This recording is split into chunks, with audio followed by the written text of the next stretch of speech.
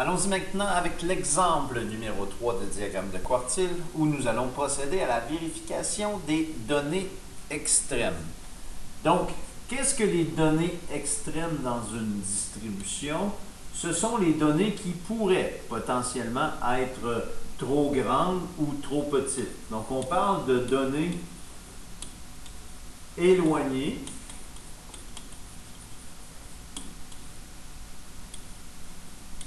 par rapport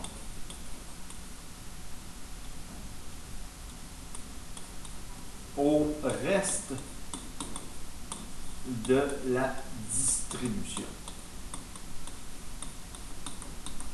En fait, on va s'interroger sur le maximum et le minimum de la distribution. Allons voir avec l'exemple, vous allez bien comprendre. On dit, voici une distribution où on a l'argent épargné, donc l'argent épargné, donc nos réponses sont données en dollars, lors du dernier mois pour 12 personnes. Donc, notre nombre de données ici est de 12. Donc, on a des valeurs ici, 42, 42, 44, donc on a les montants d'argent. Et on a des valeurs ici aux extrémités.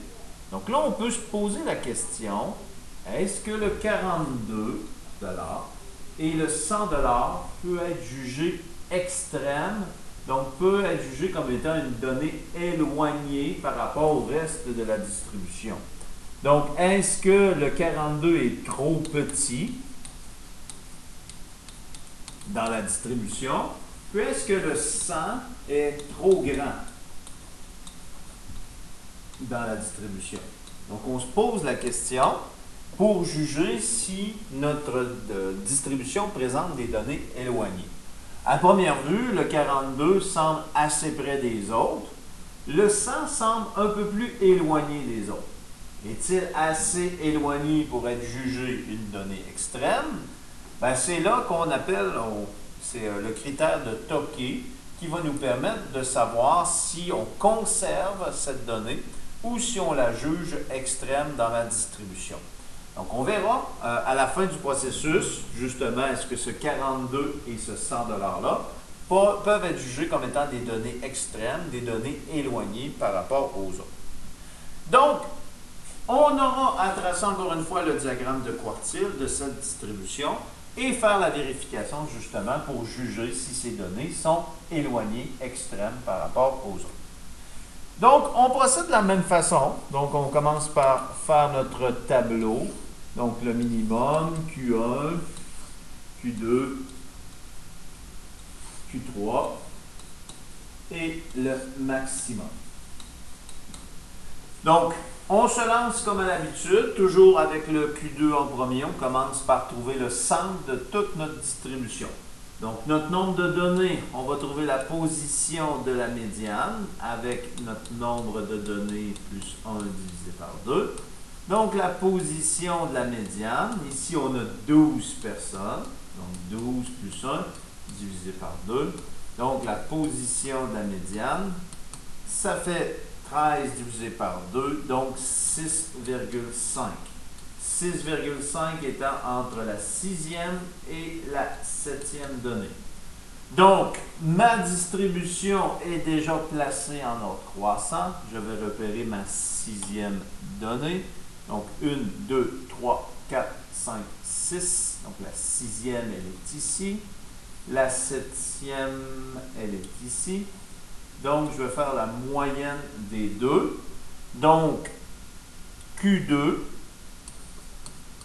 sera égal à 75 plus 76 divisé par 2.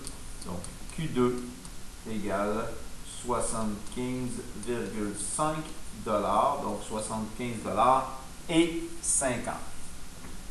Donc, en coupant ici, j'obtiens une première distribution à gauche et une deuxième distribution à droite. Donc, je retrouve maintenant 1, 2, 3, 4, 5, 6 données avant et 6 données après, puisque j'ai coupé ici entre les deux. Je refais donc le calcul de la position de la médiane. avec 6 données. Donc, n plus 1 divisé par 2, mais avec 6 données ici. Donc, la position de la médiane, 6 plus 1 divisé par 2. Donc, la position de ma médiane, j'obtiens 3,5 qui est située entre la troisième et la quatrième donnée. Donc, la troisième et la quatrième donnée, 1, 2, 3, toujours placées en ordre croissant. Donc, je dois faire la moyenne de ces deux données pour le Q1. 44 plus 56 divisé par 2. Donc, Q1 vaut, on va aller chercher ma calculatrice. Donc, 44 plus 56 égale, divisé par 2, 50. Donc, 50 $. Pour le Q3, la position de la médiane va demeurer la même que Q2. Donc, 3,5. Donc, entre la troisième et la quatrième donnée. Donc, troisième, 1, 2, 3. Et quatrième, donc juste ici. Entre les deux. Donc, Q3 vaut la moyenne de 79 et de 84. Donc, allons-y du calcul de moyenne. 79 plus 84 divisé par 2, 81,5, donc 81 $ et 50. Donc, le maximum pour l'instant, 100 $, le minimum, 42 $. Donc, jusqu'à maintenant, il s'agit du tableau habituel pour le calcul des quartiles. Nous allons maintenant faire la vérification de données extrêmes. Bien que je n'ai pas beaucoup de doutes sur le 42 parce qu'il semble assez rapproché des autres, je peux avoir un doute sur la valeur 100. Nous allons quand même procéder pour la vérification de la plus petite et de la plus grande donnée. Donc, nous allons vérifier quelle est la limite inférieure qui serait acceptable avec le critère de Tokay. Donc, le critère de Tokay se calcule de la façon suivante. Je prends la valeur de Q1 et je soustrais 1,5 fois l'étendue interquartile, donc Q3 moins Q1. Donc, cette valeur, on va la trouver, on va la calculer, et ça va devenir la limite inférieure acceptable dans ma distribution. Donc, je prends les valeurs que j'ai obtenues ici, donc Q1 vaut 50, moins 1,5 fois Q3 vaut 81 et 50, moins Q1 qui est 50. Donc, je vais aller calculer ici 50 moins 1,5 fois 81 et 50 moins 50. 2,75.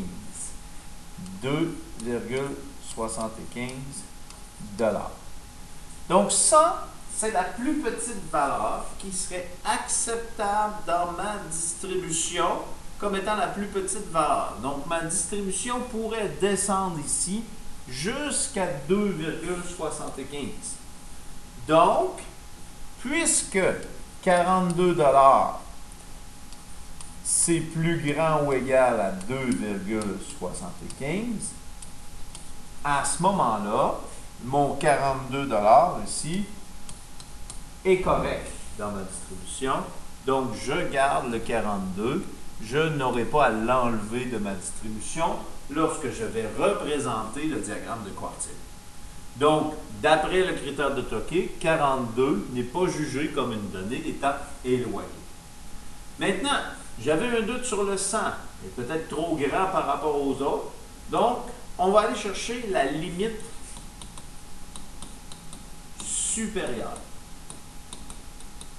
avec le critère de Tokay. Donc, quelle est la plus grande valeur qui serait acceptable dans ma distribution? Comment on la trouve? C'est avec Q3 auquel j'ajoute 1,5 fois l'étendue interquartile, donc Q3 moins QA. Donc, encore une fois, je prends les valeurs ici. Donc, Q3 vaut 81,50 $ plus 1,5 fois Q3, 81,50 $ moins QA qui est 50. Donc, allons-y avec la calculatrice. 81,50 $ plus 1,5 fois l'étendue interquartile, 81,50 moins 50, ce qui fait 128,75 $128,75. Donc ça, ce serait la plus grande valeur acceptable selon le critère de Tokay. Donc, la plus grande valeur qu'on pourrait avoir dans ma distribution avant qu'elle soit jugée comme étant une donnée extrême serait 178,75. Donc, puisque 100 ici $ est plus petit ou égal à 128,75, à ce moment-là, la valeur 100 n'est pas jugée comme étant une donnée extrême, une donnée éloignée de ma distribution. Ce qui fait que je n'ai pas besoin de la retirer de ma distribution ou de la représenter autrement sur mon diagramme de quartile. Donc, on le verra avec l'exemple 4 tout à l'heure. Qu'est-ce que ça implique si une donnée est jugée comme étant extrême? Donc, pour l'instant, j'ai pu vérifier que mes données ici aux extrémités n'étaient pas extrêmes.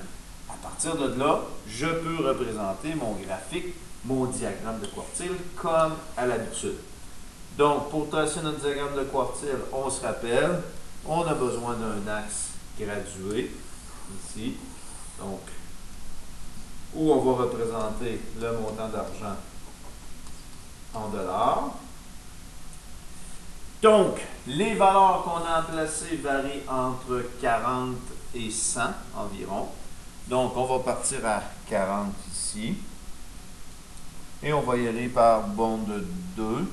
Donc, 2, 4, 6, 8, 10. 50. 2, 4, 6, 8, 10, 60. 2, 4, 6, 8, 10, 70. 2, 4, 6, 8, 10, 80. 2, 4, 6, 8, 10, 90. Et 2, 4, 6, 8, 10, 100 $. Donc, 42 étant la plus petite valeur, un trait ici pour le minimum. Le Q1 vaut 50, donc 50 ici. Q2, 75 et 50, donc 2, 4, 5 et 50, donc ici. Ensuite, on a 81 et 50, donc 81 et 50 ici. Et 100 $ étant le maximum, juste ici. Et on va représenter notre diagramme de quartile. On va aller fermer notre boîte ici. Et les moustaches aux extrémités, comme ça ici. Et ça ici. Il nous manque seulement le titre qui est l'argent épargné.